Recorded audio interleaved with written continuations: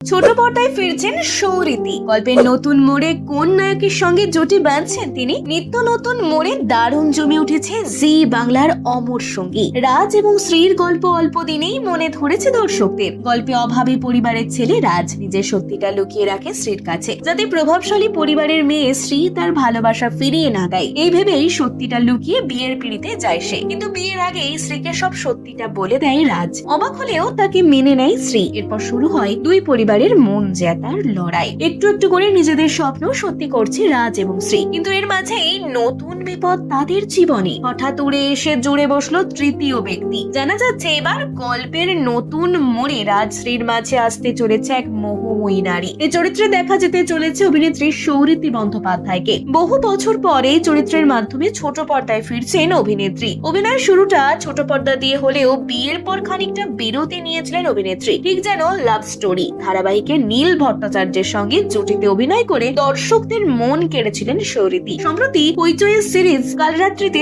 দর্শক রায়ের চরিত্রে দেখেছেন তাকে। সূত্রের খবর, অমর সঙ্গীতে অভিনেত্রীকে দেখা যাবে নেতিবাচক চরিত্রে। তবে কোন দিকে মোড় নেবে এই চরিত্র তা এখনই খুলসা করতে নারাজ চ্যানেল কর্তৃপক্ষ। কিন্তু রাজ এবং শ্রীর মাঝে যে খানিক দূরত্ব তৈরি করবে এই চরিত্র তা বোঝাই যাচ্ছে।